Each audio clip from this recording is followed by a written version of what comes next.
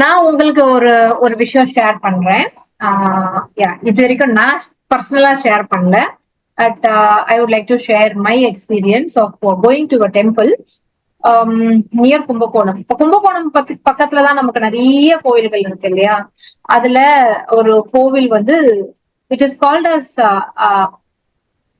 மறுபிறவி இல்லாதவங்க தான் இந்த கோவிலுக்கு போவாங்க அப்படின்னு சொன்னாங்க.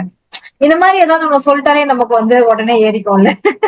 அப்ப எப்படி நம்ம அதுக்கு போகாம விடலாம் அப்படின்னு சொல்லிட்டு அந்த மாதிரி அந்த கோவில் பேர் வந்து தேப்பெருமான் நல்லூர். கோவில் பேர் தேப்பெருமான் நல்லூர். எத்தனை பேர் போயிருக்கீங்க? how many of you have visited the temple? தேப்பெருமான் Nallur யாருமே இல்லையா? ஓகே.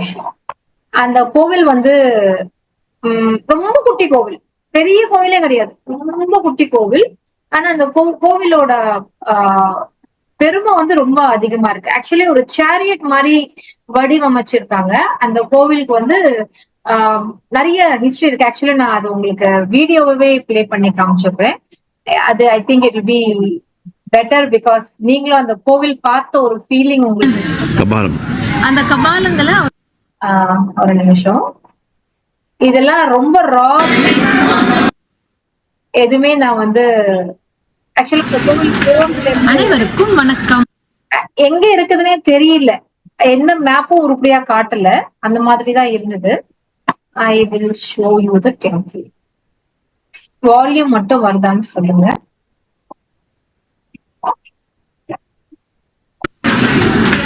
அனைவருக்கும் வணக்கம். ஆக்சுவலி இன்னைக்கு மாதிரி அன்னைக்கு ஒரு பிரதோஷம், நாங்க போன நாள் it was a Pradosham. Okay, இன்னைக்கு இந்த இடம் நான் வந்ததுக்கு நிஜமாவே ஆண்டவனோட அருள் இருந்ததுனால தான் வர முடிஞ்சதுன்னு நான் நம்புறேன். அவ்வளவு புகழ்பெற்ற ஒரு இடம் இது, தேப்பெருமான் நல்லூர். இந்த கோவிலோடைய இந்த இடத்தோட பேரு. இங்க இருக்கிறது வந்து காசி விஸ்வநாதர் ஆலயம். வேதாந்த நாயகி உடனுரை விஸ்வநாதர் இருக்கக்கூடிய இடம். கோவில் ரொம்ப பெரிய கோவில்லாம் கிடையாது. நான் உங்களை ரெகுலரா காமிச்சிட்டு இருக்கிறதெல்லாம் பெரிய பெரிய கோவிலெல்லாம் பார்த்துட்டு இருக்கோம். இது பெரிய கோவில் கிடையாது, நான் அவ்வளவு பவர்ஃபுல்லான ஒரு இடம். இதுக்கு பல புராணங்கள் இருக்கு, பல ஹிஸ்டரி இருக்கு, நம்ம அதெல்லாம் தெரிஞ்சுக்கலாம். இந்த கோவிலுக்கு வரணும் அப்படின்னா மறுபிறவி இல்லாதவங்க தான் இந்த கோவிலுக்கு வர முடியும் அப்படின்னு ஒரு ஐதீகம் இங்க இருக்குன்னு சொல்றாங்க. நார்மலா என்ன சொல்லுவாங்கன்னா, கோவிலுக்கு போனா மறுபிறவி இருக்காது, அது வந்து புண்ணியம் அப்படின்னு சொல்லுவாங்க. ஆனா இந்த கோவிலுக்கு வரணும்னாலே மறுபிறவி இல்லாதவங்க மட்டும்தான் இந்த கோவிலுக்கு வரணும் அப்படின்னு ஒரு விஷயம் இருக்கு.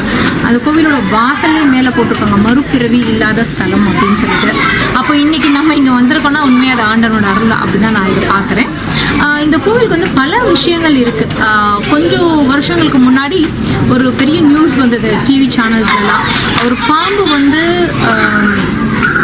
போய் சுவாமிக்கு அர்ச்சனை பண்ணுச்சு அப்படின்னு சொல்லி அந்த எல்லா பெருமையும் இருக்கிற கோவில் இந்த கோவில் தான். வருஷ காலத்துக்கு வந்து நம்ம இங்கே வந்திருக்கிறோம் அப்படின்னா முதல்ல இதுக்கு வந்து வசந்த் அண்ணாக்கு தான் நான் நன்றி சொல்லணும். தேங்க்யூ வசந்த் அண்ணா, ஏன்னா நீங்கள் சொல்லலைன்னா இந்த இடத்துக்கு நான் வந்திருக்க மாட்டேன். ஸோ இங்கே வரப்போகிறோம் போது நிறைய இன்ஃபர்மேஷன் இதுக்காக கலெக்ட் பண்ணியிருந்தோம். இதில் இங்கே பார்த்தீங்கன்னா இங்கே இருக்கிற விநாயகர் நார்மலாக விநாயகர் இருக்கிறதுக்கும் இங்கே இருக்கிறதுக்கும் வித்தியாசம் இருக்குது. இந்த கோவில் எல்லாமே அப்படிதான். அதாவது ஆகம விதிப்படி அப்படின்றத விட அதில் கொஞ்சம் கொஞ்சம் மாற்றங்களோட இந்த கோவில் இருக்கு. இங்க இருக்க விநாயகருக்கு நார்மலா யானையோட கண்கள் போல தானே இருக்கும் விநாயகருக்கு. இங்க வந்து மாநில கண்கள், அதே போல கை விரல்கள் அதெல்லாமே வீசுல பெரியதாக இருக்கும். அதே போல இந்த விநாயகர் வந்து கபால விநாயகர் அப்படின்னு சொல்றது வந்து கபாலமாக, அதாவது இந்த உலகம் அழியிற அந்த காலத்துல வந்து பாத்தீங்கன்னா இந்த இடம் மட்டும் அழியாம இருந்திருக்கு. அதை பார்க்கும்போது பிரம்மர் வந்து விநாயகர் கிட்ட கேட்டிருக்காரு, என்ன இங்க விசேஷம் அப்படின்னு. இந்த இடத்துல தான் சிவன் எழுந்தருள போறார் அப்படின்னு சொல்லியிருக்காங்க. அந்த நேரத்துல என்னோட தாயும் நானும் இங்க எழுந்தருவோம், அந்த நேரத்துல நான் வந்து மானிட கண்களோட இருப்பேன் அப்படின்ற போல சொன்னதாக சொல்றாங்க. இதுல வந்து பாத்தீங்கன்னா இந்த அஷ்ட திக்பாலர்கள் அவங்களெல்லாம் கபாலங்கள் கோவில்ல வந்து இது மட்டும் இல்லாமல் இன்னும் நிறைய விசேஷங்கள் இருக்கு. இது வந்து மறுபிறவி இல்லாதவங்க மட்டும்தான் வர கோவில் அப்படின்னு நான் ஏற்கனவே சொல்லியிருந்தேன். ஸோ அதில் பார்த்தீங்க அப்படின்னா அகத்திய முனிவர் இந்த கோவிலுக்கு வரும் பொழுது சிவபெருமான் என்ன பண்ணாரா, அகத்திய முனிவருக்கு மறுபிறவி வேணும் அப்படின்னு ஒரு கட்டாயம் இருக்கு. அதுக்காக மகரந்த ரிஷின்னு ஒருத்தரை கூப்பிட்டு, அகத்தியர் வராரு, அவர்கிட்ட நீ மறுபிறவி உனக்கு இருக்குன்னு சொன்னா அவர் மனசு கஷ்டப்படுவாரு, நீ போய் அவரை வந்து வரவிடாம பண்ணு அப்படின்னு சொன்னாரா. அப்போ இந்த மகரந்த ரிஷி அவர் என்ன பண்ணாரு, இந்த பூ வடிவத்துல போய் அகத்தியர் வர வழியிலெல்லாம் கவர் பண்ணிக்கிட்டாராம், அவரை வர விடாம. ஏன்னா இது பூவா இருக்கே, வித்தியாசமா இருக்கே, சாமியை வந்து அர்ச்சிக்கிற மலர்களை மிதிக்க கூடாதே அப்படின்னு அகத்தியர் வந்து வழிவிட சொல்லி கேட்கும் பொழுது அந்த பூ பேசிச்சான். இல்ல வழிவிட முடியாது அப்படின்னு. என்னது பூ பேசுதே அப்படின்னு சொல்லிட்டு அவரை வந்து தன் ஞான திருஷ்டியில பார்க்கும் பொழுது இது மகரந்த ரிஷி அப்படின்னு தெரிஞ்சுக்கிட்டு எனக்கு வழிவிட, நான் சுவாமியை தரிசிக்கணும் அப்படின்னும் பொழுது இந்த பூ மறுபடியும் முடியாது அப்படின்னு சொன்னதுனால அகத்தியருக்கு கோபம் வந்துருச்சு. கோபம் வந்து என்ன சொன்னாரு, பூவாக இருக்கிற நீ, உனக்கு வந்து உன் முகம் வந்து யாழி முகமாக ஆகட்டும் அப்படின்ட்டு. யாழின்னு தான் தெரியும்னு நினைக்கிறேன். கோவில்களில் வந்து பார்ப்பீங்க, ஒரு எலிஃபென்ட் ஃபேஸ் மாதிரி, எலிஃபென்ட்டோடைய தும்பிக்கை மாதிரி இருக்கும், ஆனால் டிராகன் ஃபேஸ் இருக்கும். அந்த மாதிரி நீ ஆகணும், இவ்வளவு மென்மையாக இருக்கிற நீ அவங்க ரூடாக ஆகணும் அப்படின்னு சொல்லிட்டு அவருக்கு ஒரு சாபத்தை கொடுக்குறாரு. இதை கொடுத்த உடனே அவர் வந்து, இதை பாரு, இது நான் சொல்லலை, சுவாமி தான் சொல்லியிருக்காரு, இதுக்கு எதுக்கு நீ எனக்கு வந்து கொடுக்குற, நீ வந்து உன்னுடைய பாவத்தை விமோச்சனம் கொடு, அப்படி இல்லைன்னா உனக்கு நான் சாபம் விட்டுறேன் அப்படின்னு சொல்லியிருக்காரு. இதென்ன நீ இன்னும் நிறைய பேசுற அப்படின்னு சொல்லிட்டு, சரி அதுக்கான விமோச்சனத்தை சொல்லிட்டாரு. என்ன விமோச்சனம்னா, யார் ஒருத்தரும் பூஜிக்காத ஒரு பொருளை கொண்டு நீ சிவபெருமானை பூஜிக்கும் பொழுது உனக்கு இந்த இது மாறும், இந்த முகம் வந்து மாறி நீ பழைய மாதிரி மாறுவ அப்படின்னு சொல்லியிருக்காங்க. அப்போ இவர் கேட்குறாரு, இது எப்படி நான் என்ன விஷயத்த நான் வந்து போய் இதை பண்ணுறதுன்னு கேட்டால், நீ ரொம்ப திமிரா பேசல, நீயே போய் கண்டுபிடிச்சிக்கோ அப்படின்னு அவர் சொல்லிடுறாரு. இதே யாழி முகத்தை வச்சுட்டு இந்த மகரந்த முனிவர் என்ன பண்ணுறாரு, சாமிக்கு வித்தியாசமாக அவர் வந்து பூஜை பண்ணுறாரு, விதவிதமான மலர்களாக பூஜை பண்ணுறாரு. ஆனால் ஒரு நாளும் மாறலை. என்னடா இது இப்படி இருக்கே அப்படின்னு சொல்லிட்டு கடவுள்கிட்ட ரொம்ப வேண்டி பண்ணும்போது சுவாமியோட கழுத்திலிருந்து ருத்ராட்சம் கீழே விழுந்து, அதை பார்த்தோன்னா அவருக்கு டக்குன்னு யோசனை வருது, ஆமாம் ருத்ராட்சத்தை வச்சு யாரும் பண்ணலையே அப்படின்னு சொல்லி அந்த ருத்ராட்சத்தினால அவர் வந்து பூஜை பண்ணுறாரு. பூஜை பண்ணது தன்னுடைய சாபம் விமோசனமாகி பழைய மாதிரி ஆகுறாரு. அதனால இந்த கோவிலில் பிரசாதமாக கொடுக்கறதே ருத்ராட்சம்.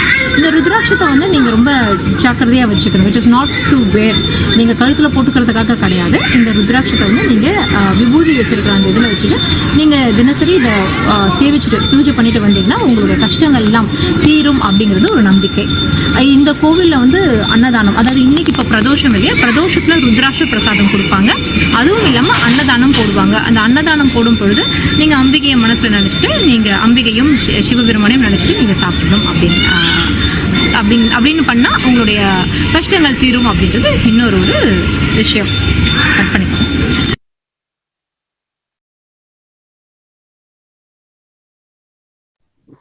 வாய்ஸ் கேட்கல மேம். ஓகே, கட் பண்ணிக்கங்கன்னு சொல்லி கட் பண்ணி எடுக்கிறது ஆக்சுவலி. ஓகே, ஒண்ணு மட்டும் தெரியுது மேடம், சொல்லுங்க. எப்படிப்பட்டவங்களா இருந்தாலும் அது சாமியாவே இருந்தாலும் போட்டு கொடுத்துடுறாரு பாருங்களேன். தனக்குன்னு ஒரு கஷ்டம் வந்ததுனாக்கா காமிச்சு கொடுத்துட்டாரு அவரு. தனக்குன்னு ஒரு கஷ்டம் வந்ததும் காமிச்சு கொடுத்துட்டாரு. கரெக்ட். இங்க மகரந்த முனிவர் இது வந்து நான் போன அன்னைக்கு பிரதோஷம். ஓகேவா, இப்ப மணி 2:15 ஆகுது. சிவராத்திரி அன்னைக்கு இன்னைக்கும்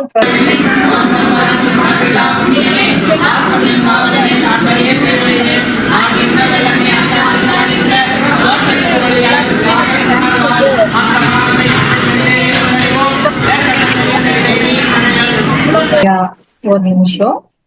இந்த உத்திரகோசமங்கை அப்படின்னு சொல்லி ரொம்ப நேரம் நம்ம பேசிட்டு இருந்தோம் உத்திரகோசமங்கை பத்தி. இந்த உத்திரகோசமங்கை பத்தி I have got some videos which are very precious videos which I would like to play.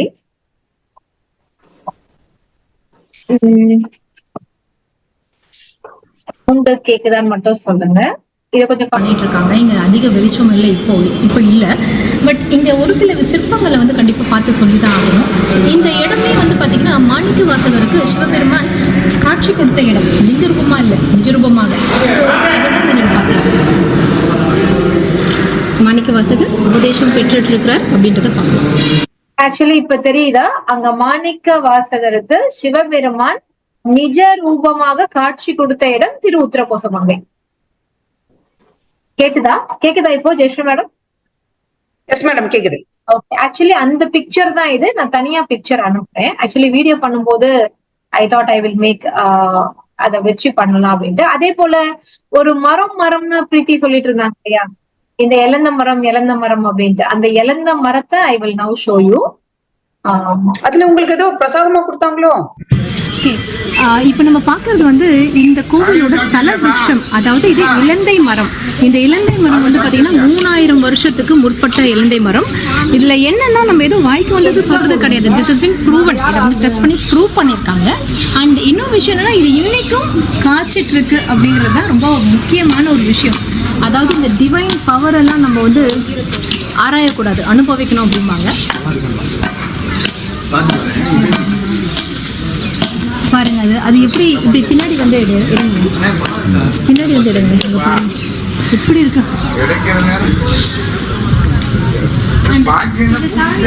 அப்படியே வந்து குளம் இருக்கு, அப்படியே எடுத்து அது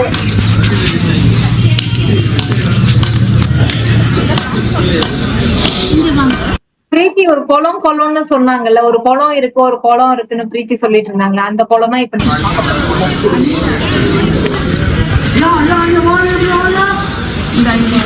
இது வந்து கோவிலுடைய திருக்குளம். இதில் என்ன ஒரு விசேஷம்னு கேட்டிங்கன்னா, குளம் அது நன்னீர் இல்லையா, ஆனால் இதில் இருக்கிற மீன்கள் எல்லாம் கடலில் வாழக்கூடிய மீன்கள் இங்கே இருக்குது அப்படிங்கிறாங்க.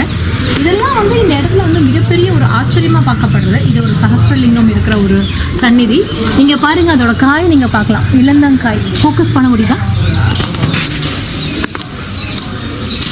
ரொம்ப பெருமை மிக ஒரு கோயிலுக்கு நம்ம இங்கே வந்திருக்கோம், ராமநாதபுரத்தில். இதில் என்னன்னு கேட்டிங்கன்னா, இந்த கோவில் is not under the control of நம்ம அறநிலையத்துறையோட கண்ட்ரோலில் இல்லை. இந்த கோவில் வந்து ராமநாதபுரம் சமஸ்தானம் அவங்களுடைய கண்ட்ரோலில் தான் இருக்குது. அண்ட் இந்த ரெனோவேஷன் எல்லாமே it is through donors. So if you want to donate to this temple, you are most welcome. So and so many things to cover, you know.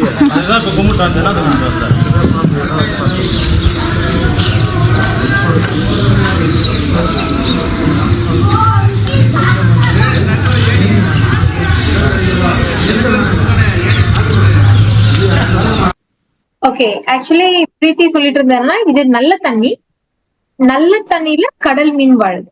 அதுதான் அங்க வந்து ஸ்பெஷாலிட்டி. உப்பு தண்ணியில தானே கடல் மீன் வாழும், பட் இங்க நல்ல தண்ணியில கடல் மீன் வாழுது அப்படிங்கிறது ஒரு ஸ்பெஷாலிட்டி. அண்ட் ஆக்சுவலி நார்மலா சில இடத்துல எல்லாம் வந்து பாத்தீங்கன்னா, எங்கெங்கெல்லாம் முடியுதோ அங்க இருக்கிற அந்த குருக்கள் வச்சே I will get the information. So அந்த மாதிரியான கிடைச்ச ஒரு இன்ஃபர்மேஷன் இருக்கிறது வந்து சிவனோட சொந்த ஊர்னு சொல்லிக்கிற உத்தரகோசமங்கை, திரு உத்தரகோசமங்கையில் இருக்கும். நீங்க ஐயா உங்க பேர்? என் பேர் வந்து ஏசி சந்திரசேகர குருக்கள். அவர் ரொம்ப பொக்கிஷமான தகவல்கள்லாம் சொல்லிட்டு இருக்காரு. So I thought I cover it. மெயினாக அவர் ஆரம்பிச்சது மேலே இருக்க அந்த கல்லுலேருந்து ஆரம்பிச்சார். மேலே காட்டுங்க.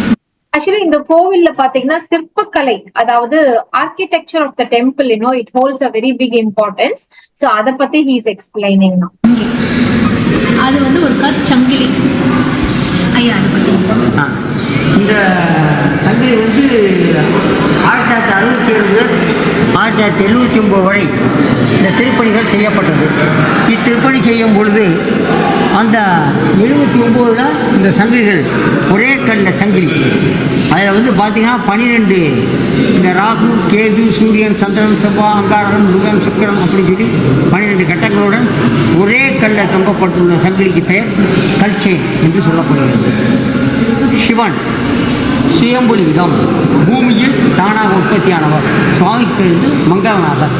பண்டோதரி நீண்ட நாட்களாக கல்யாணம் ஆகாமல் தவம் பண்ணி ராவணனுக்கு சர்வதேச ராமகிருஷ்ணன் இந்த ராவணனை கூப்பிட்டு கொண்டு கல்யாணம் பண்ணி கொடுத்தார். அந்த ஒரு மங்களகரமான கார்த்திகை தான் சுவாமி பேர் மங்களநாதர்.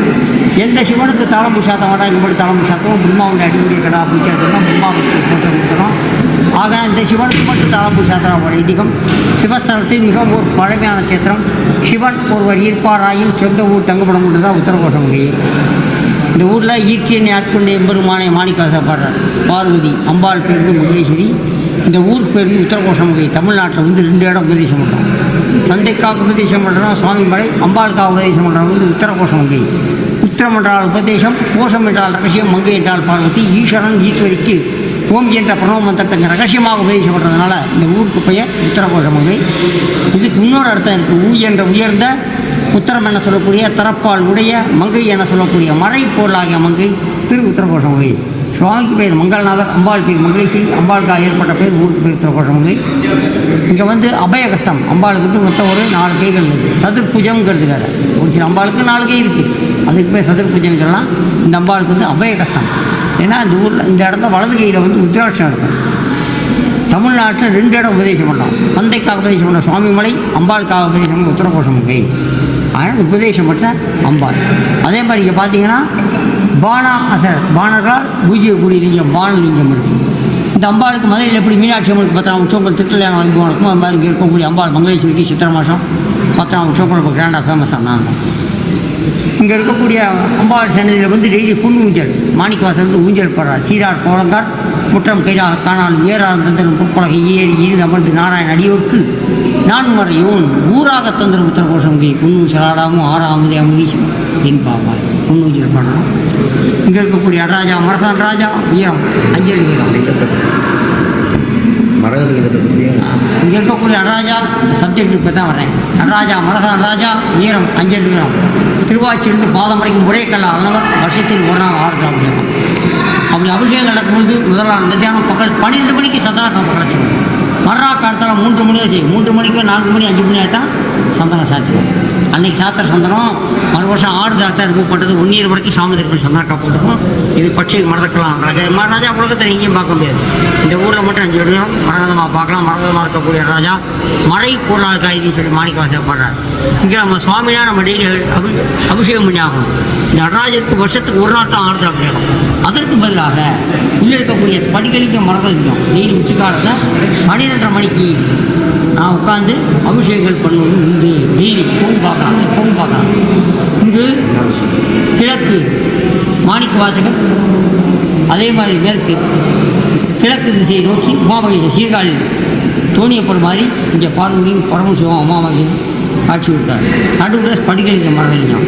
இதற்கு பேர் அம் என்றால் அரு, என்றால் ரூபத்தை அரூப நிலையில் அடைகிறார். அப்போ உலகம் பூரா வருஷத்துக்கு ஒரு முறை தான் அண்ணா அபிஷேகம்னு சொல்கிறது. இந்த ஊரில் உச்சிக்காலம் அண்ணா டெய்லி அண்ணா அபிஷேகங்கள் உண்டு. அந்த அண்ணாபிஷேகம் பண்ணும் பொழுது கருப்பு காக்கா ஒன்று இருக்கும், கண்ணங்கரேன்னு அண்டங்காக்கா இருக்கும். அது 18 சிஷியருக்கு அப்பாற்பட்டிருக்கக்கூடிய காக்கபுஜெட்டி மகர்ஷிகள் ரூபமாக அந்த சாதங்கள் எடுக்கப்படும். அபிஷேகம் பண்ண சாதத்தை வெளியில் கொட்டிட்டோம்னா அந்த சாதத்தை வந்து அந்த காக்கா அண்டங்காக்காய் சொல்கிற கருப்பாக இருக்கும், அது வந்து எடுத்துக்கொள்ளும். இது வந்து காக்கபுஜென்றே வந்து எடுக்கிறதாக ஒரு இதுக்கம். இருக்கக்கூடிய ஸ்தலம் சிறந்தமரம், மதுரையில் கடம்பவனம், திருவானைக்காவல் நாவல், காஞ்சிபுரத்தில் மாமரம், உத்தரகோசங்களுடைய ஸ்தலம் சிறந்தமரம் 3000 ஆண்டுகளுக்கு முற்பட்டது. மாணிக்க வாசகர் 8 ஆண்டு அஷ்டமா சித்திகளாகி ஞான உதயங்கள் ஏற்பட்டான். மாணிக்க வாசகரால் பாடப்பட்ட ஒரு சேத்திரம். அதில் இதற்கு அப்பாற்படுத்தக்கூடிய காக்கபுஜெட்டி மகர்ஷிகள், ஜெயதேசாசர், பானாசர் பல மகாநாத்துக்கு பூஜை பண்ணப்பட்ட பெரிய சிவாலயம். அங்கே பார்த்தீங்கன்னா ஒரு 20 வருஷம் இருக்குது. 1000 லிங்கம் கொண்டது சகஸ்திரலிங்கம், 1000 லிங்கங்கள் கொண்டது சகஸ்திரலிங்கம் சொல்கிறது. அது மாதிரி இங்கே வந்து அக்னி தீர்த்தம், வெளியில் பிரம்மாவுக்கு மோட்சம் கொடுத்தா பிரம்ம தீர்த்தம், அது மாதிரி இங்கே மங்கள தீர்த்தம், பரம தீர்த்தம் சொல்லி பல தீர்த்தங்கள் இருக்குது. இங்கே பிரார்த்தம் உண்டா சகல மங்களகரமான காரியம் உண்டாகும். வேண்டத்தக்க அறிவணி, வேண்டும் முழுவதும் தருமோயினி, வேண்டும் மயன்மார்க்கு அறிவணி, வேண்டியனை படி உண்டாய் யாதும் வேண்டின் முன்றன் விருப்பம் பண்ணுறோம். நாங்கள் என்னென்ன பண்ணுறோமோ அது பூரா கர்ப்பவசமாக கிடைக்கும். மங்களகரமான காரியம் உண்டாகிறதுனால மங்கள விநாயகர், மங்களநாதர், மங்களேஸ்வரி, மாணிக்க வாசகர், மரகதன் ராஜா, மரகலிங்கம் சொல்லி பிரார்த்தனை பண்ணுங்கோ, மங்களகரமான காரியம் உண்டாகும். நமஸ்காரம். ரொம்ப சந்திரசேகர் கொடுத்தார். ரொம்ப தெளிவாக நீங்கள் எக்ஸ்பிளைன் பண்ணியிருந்தீங்க. ரொம்ப நன்றி.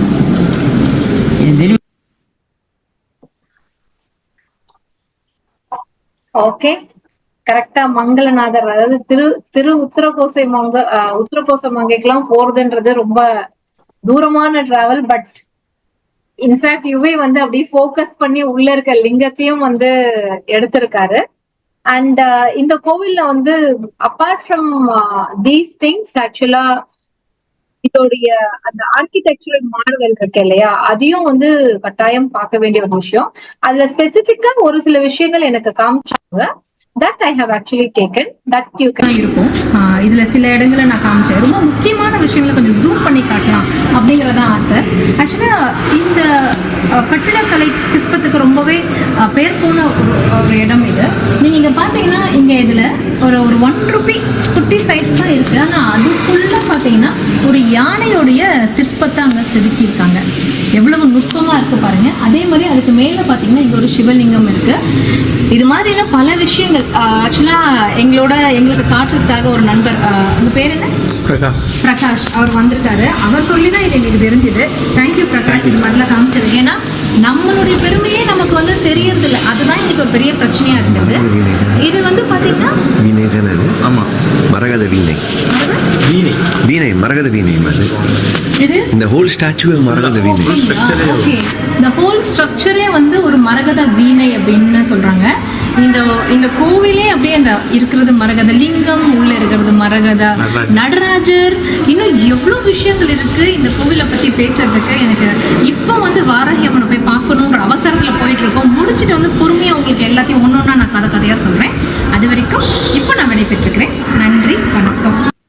ஓகே, சோ இது வந்து அதே போல if you all can remember காதலன் ஒரு படம் வந்தது. அந்த காதலன் அப்படின்ற படத்துல வந்து பிரபுதேவா வந்து ஒரு கோவிலுக்குள்ள ஒரு கல்லு போட்டுட்டு அதை எடுக்க I don't know whether you all remember. அந்த மாதிரி ஆக்சுவலி அந்த மாதிரி ஒரு மார்வல் இந்த கோவிலையும் இருக்கு. வீடியோவா? சரி, கொஞ்சம் பின்னாடி போயிடுங்க. ஆக்சுவலாக எனக்கு எங்கள் ஹைட் எட்டலை, இருந்தாலும் இவ்வளோ தூரம் வந்துட்டு அதை டச் பண்ணி ஃபீல் பண்ணலன்னா எப்படின்றதுக்காக மேலே ஏறிட்டேன். Can you all see this? ஆக்சுவலாக இந்த பால் வந்து கையில் எடுக்க முடியாது. இந்த பக்கம் பார்த்தீங்கன்னா அது வெளியில் எடுக்க முடியாது, அது வந்து உடையல. ஆனால் இந்த பக்கம் நம்ம மக்கள் ரொம்ப அழகாக இது உடைச்சிருக்காங்க, அதனால வெளியில் வருது. இந்த மாதிரி கட்டிட கலைகள், இதோட நுட்பங்கள், இதோட விஷயங்கள்லாம் நம்ம பாராட்டணும். இந்த மாதிரி டேமேஜ் பண்ணக்கூடாது.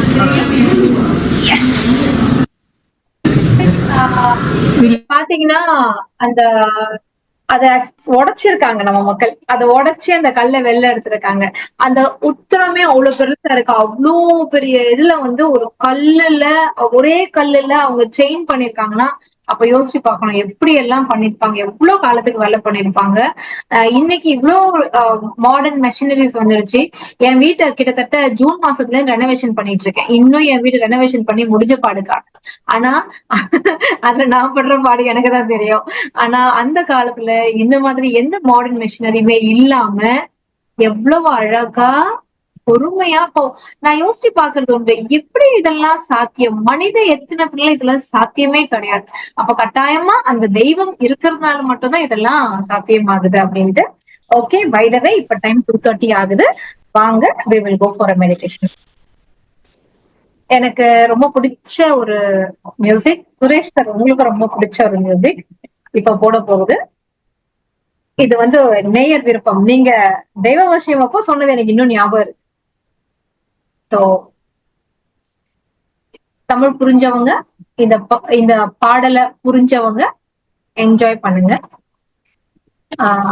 அதாவது நம்ம எல்லாமே இப்படிதான் கடவுளை வந்து கடவுளா பார்க்கணும் அப்படின்றத விட வந்து நம்மளோட ஃப்ரெண்டா பார்த்து, நம்ம எவ்வளவு தவறுகள் செய்யறோம் வாழ்க்கையில, கடவுளே எல்லாத்தையும் தாண்டி நீதான் என் கூட எப்பவுமே இருக்கணும். அதை பாரு, நான் தப்பு செஞ்சேன்னா அது எந்த இல்ல, நீதான் என்னை வந்து ஒழுங்கா வளர்க்கணும் அப்படின்னு கடவுளை வந்து அந்த அளவுக்கு ஒரு உரிமை எடுத்துக்கிட்டு பேச முடியுமா அப்படின்னு கேட்டா அந்த அளவுக்கு க்ளோஸா இருந்தா பேசலாம் இல்லையா?